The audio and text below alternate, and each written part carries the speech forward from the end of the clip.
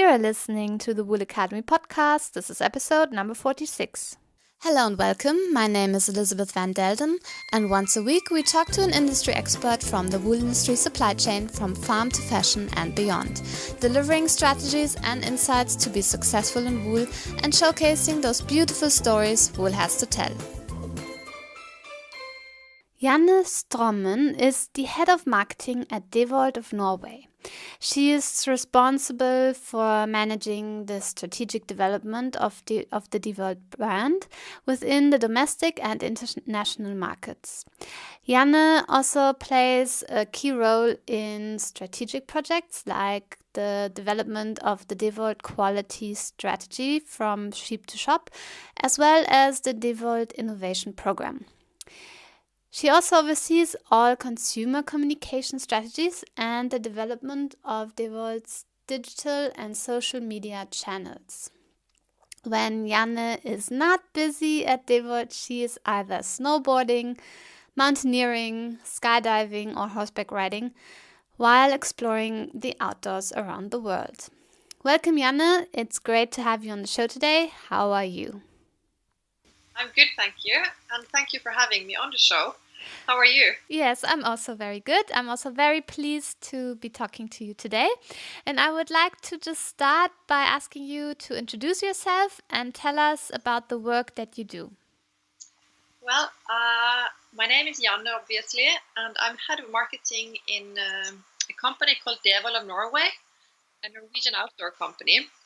And might I add that we are actually one of the oldest outdoor companies in the world, which we are very proud of. We have since 1853 been working with wool and always focusing on working with wool, and in later decades also merino wool. So we are what we call a specialist, focusing on this natural material.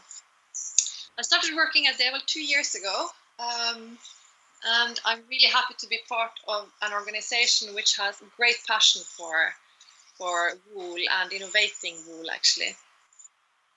And what kind of products does Devold have? Maybe describe a little bit what kind of products one would find.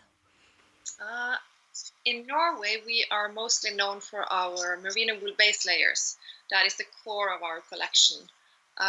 We also have mid layers in merino wool, and this fall we are also launching 100% merino wool outer jacket, which we are really looking forward to pushing into the market. And we also have a collection of sweaters, knitted sweaters in Norwegian wool. And some of those patterns that we have in these sweaters are more than 100-year-old. So it's a really nice collection for us to also send out to European markets and around the world. That sounds great. And I'm sure people actually quite like these Norwegian patterns because they are so unique.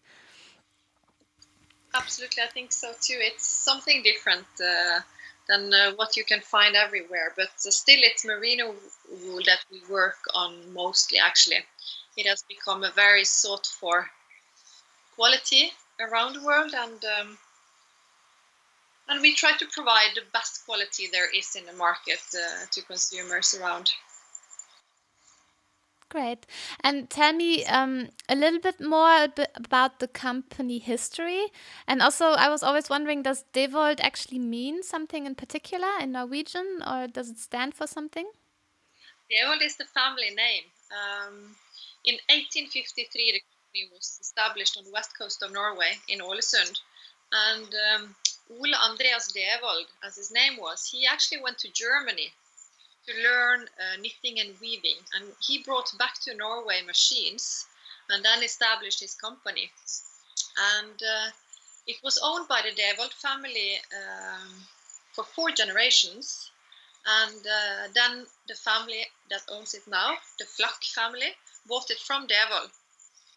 But we are very fortunate to still have 4th generation Ole Andreas Devold in our office very often. He comes and guides people through the Devold Museum, and he has a lot of information about the history and he has a lot of expertise on qualities of wool. So he's still supporting us, and we really appreciate that. Oh yeah, that's really great. And I think is it that I've also talked to a few other people already from Norway, and they all said that wool is such a important part of Norwegian culture, just basically to keep warm. And is that basically also why Devold is so active in wool, because it's really part of Norwegian culture? I think that Norway and also Iceland has a long culture of wearing wool, all the way back to the Vikings at least, we know. And of course, when Devold was established, it was knitting, like thick knitted garments for the fishermen on the North Sea and for people working on the coastline, before it also later was provided to the first great polar explorers, actually, who went to the South Pole and the North Pole and other big expeditions. And it was later that Devold became more and more an outdoor brand. So today we are still delivering wool for workers that work in really hard conditions, either it's offshore in the North Sea, or if it is in aluminium. I lost the word. Aluminium plants, or Yeah, absolutely. But also to explorers who go to really harsh places, but also normal people like us who love to be outdoors and need good protection for any conditions, right? so your garments are definitely proven and tested in the most difficult environments. That's good to know for anyone who's buying them then, I guess. I would absolutely say so, and we still work very close with those people that push the limits to what is normal for us common people, like really testing our garments, going to places where you really need to be protected against cold or heat or anything, and we work together with them to continue developing, because I think what has made the Devold survive for more than 160 years is this drive for innovation, and of course paired with really good quality. And it's not only innovation in new garments, but how to use wool. How can we innovate the use of wool? Which other segments can we move into? And I think that is a big part of our success so far. Yes, and I heard you talk at the RWTO Congress in Harrogate this beginning of May, and you were talking also about the strong brand values that Devold has. Can you talk a little bit more about these values and how they are embedded in the different activities of Devold? And I think you just mentioned innovation as one of them, so maybe that's a good way of continuing our talk. I think when I started Devold 2 years ago, it was really nice to learn about the culture in Devold and hear how the company have been developing and the values of people working there and the focus and the strategy on words. But we also saw a really need to clarify or put on paper the values of Devold. So we had a lot of workshops with the people that have been working in Devold for a long time, and a few of us new, to come up with an updated brand platform. And we saw that it wasn't hard to find or to define the good values of Devold. And I think that one of the most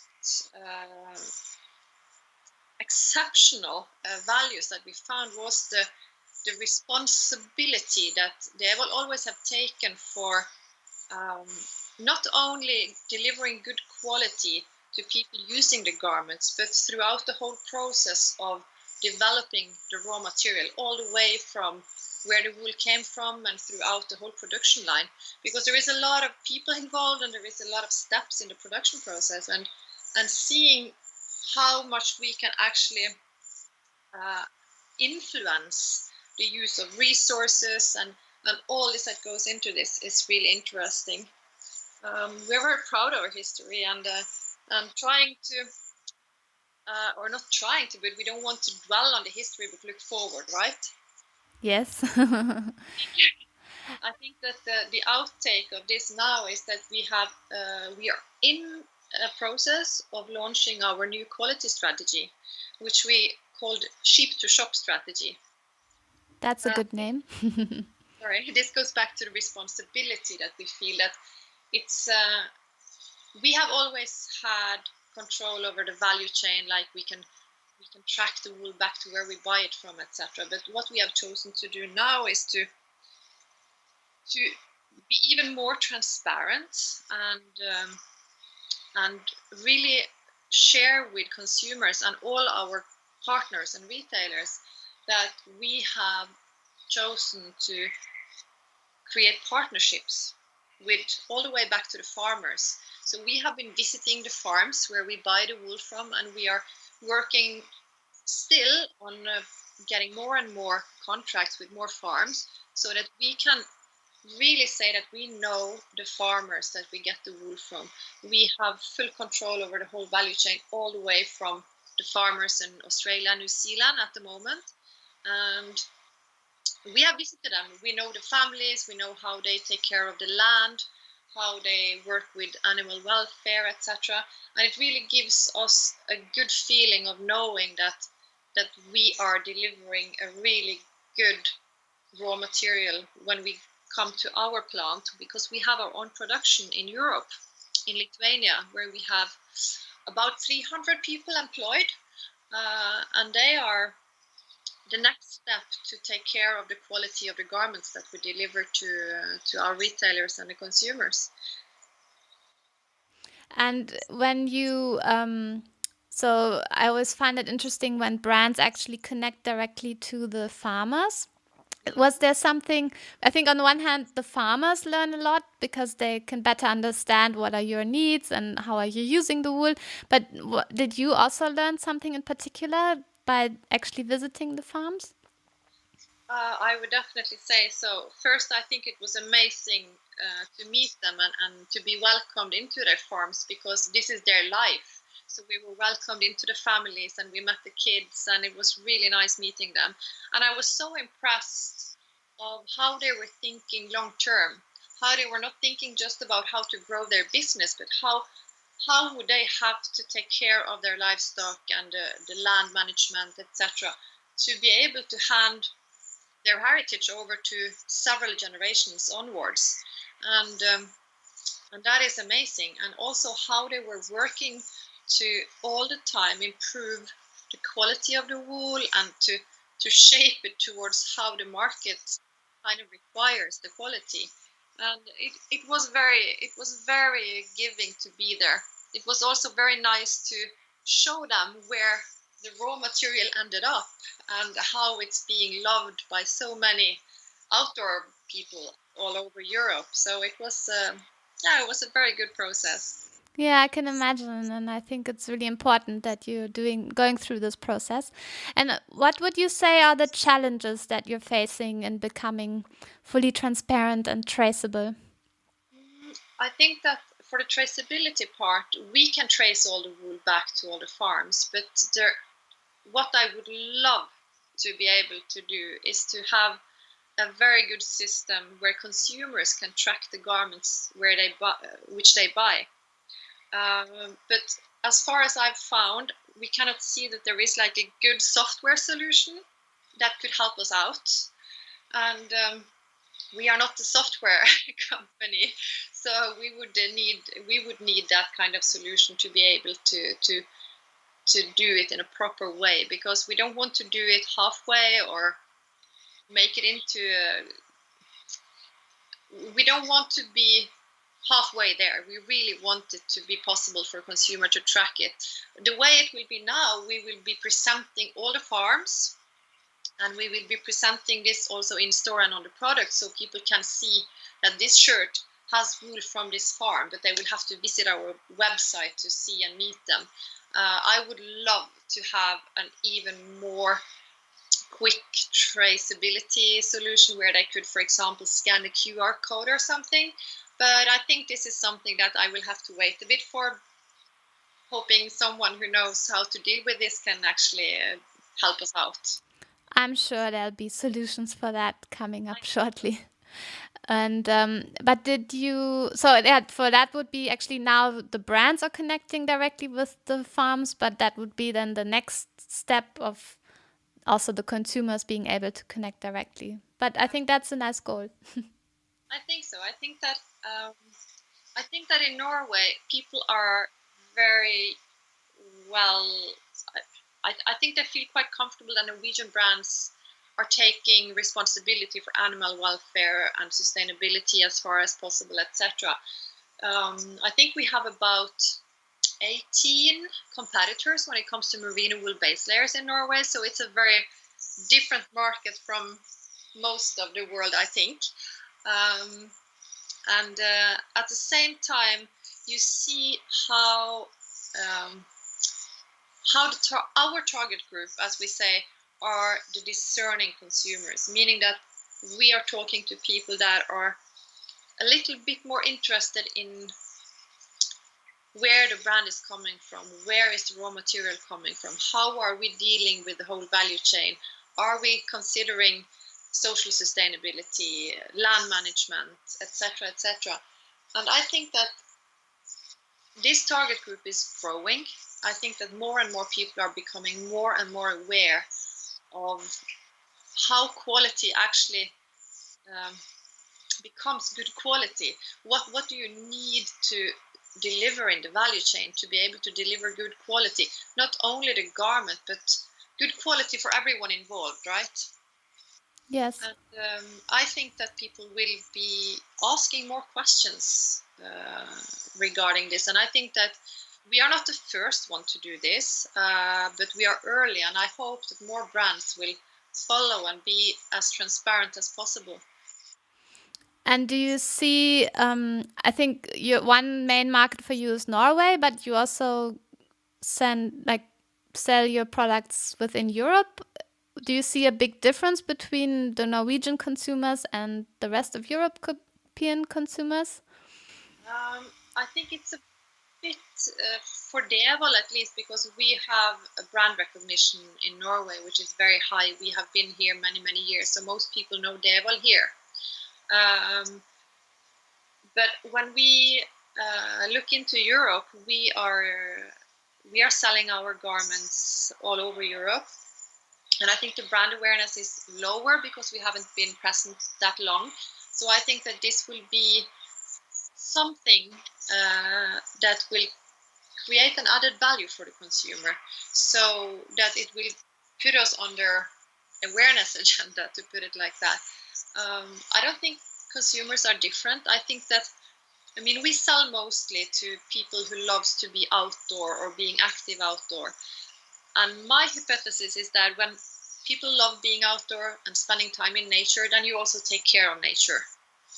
You don't leave your trash, and you care about if the farmers take care of the land and make sure that it's a sustainable way to run it, etc. So I think it's the same all over for our consumers, at least. Yeah. And do you see a difference because obviously Norwegians understand wool quite well because they grow up with it? Do you see a difference then within the other European countries of if they understand wool, and do you need to explain how wool works, etc.? I would say it's quite a big difference. Iceland know wool the same way as Norway, but just going to Sweden, they have a different culture of using or not using wool. And that there are some barriers in most European markets where synthetic base layers have been the number one product when it comes to base layers. And it has to do both with, for example, that quite a few people think that wool is itching. When I grew up in the 70s, wool was itching. But the wools that you get today, there are so many different qualities and fibers, so wool doesn't have to itch at all. And I think that this is something that we and other brands meet and we have to explain. And to explain all the fantastic features that wool has, because it's really, I would say it's nature's most high-tech material. It breathes, right? So you can, if you get warm, it breathes out the heat, and if you get cold, it keeps the heating, so it's really regulating your temperature. It has a natural ability to work towards, or to not start smelling when you get sweaty because of the wool fibers. It has so many features that other materials doesn't have, and all in all, it's even degradable material or a renewable material also, if you want. So it has some values that synthetics cannot fight. But yes, I think we have to do a bit of I don't know, tutoring, training, learning people about those things. Yeah. And well, then let's move on a little bit to how you communicate in your marketing strategy. And I saw that you are also active on social media. What role does social media play in your marketing strategy? Social media is very important, and it's still growing in importance in many ways. I think that being a brand without our own stores, our own distribution, we always have other taking our brand to the markets, for example, through retail partners, and they are doing an awesome job, but they have their brand. What I think social media really opens up a direct dialogue between the brand and the consumers. And this goes both ways. We are able to talk to them directly and send our message straight to them. And we are able to listen to them, to get feedback, to get their opinions, to see how they feel about it. And we use this efficiently. We also have a set of brand ambassadors who are really good in social media, and they give us an amazing visibility, and they also give us amazing feedback on products and how they experience using them, etc. Social media has in many markets, in some segments, taken over a lot of the I would say advertising space. So it's very important to us, and there is a lot of opportunities there. And do you see a particular social media platform like do better for you, or do you have a preference on a certain platform? This differs a little bit from market to market, and the behavior online also differs from market to market. And of course, if you look to target groups, especially when it comes to age, it differs where you meet people. We have chosen to do 2 platforms now, Facebook and Instagram. And we have chosen to do global sites to be able to control our brand completely there. And they have different roles. Instagram has one role and Facebook has a different role. And we could be on more platforms, but I think for us it's a choice that we rather do 2 platforms very well instead of taking too many platforms and then we're not able to handle them in a good way. So we will see what the future brings. Yeah, so you're not spreading yourself too thin, but really investing in those 2 platforms. And what are the 2 roles? Can you explain that maybe? How you see the 2 different roles of Instagram and Facebook? Yeah, Instagram is, as it is today, is a great platform for getting brand awareness and to build associations to your brand that you want people to understand. So I would say that it's a more brand building than product pushing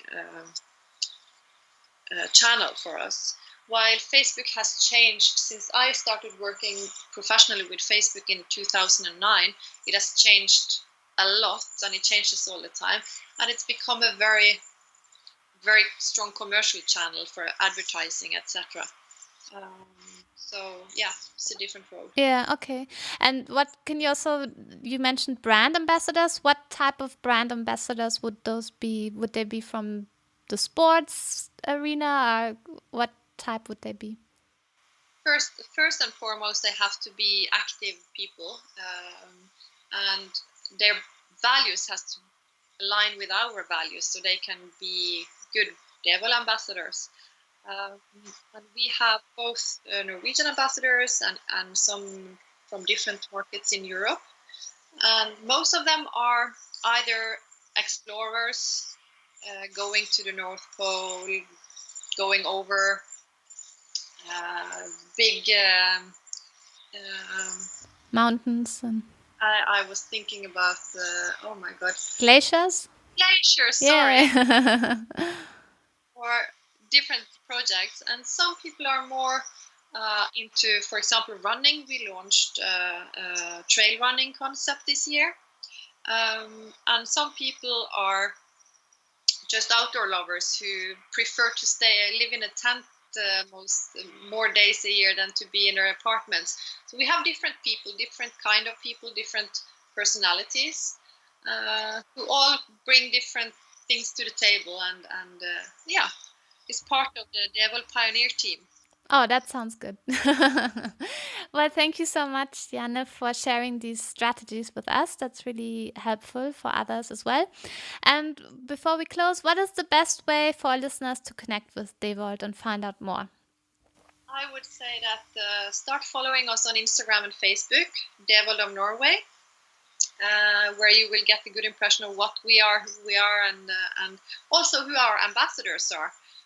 They will show a lot of what we stand for as well. And then we have our website, devold.com.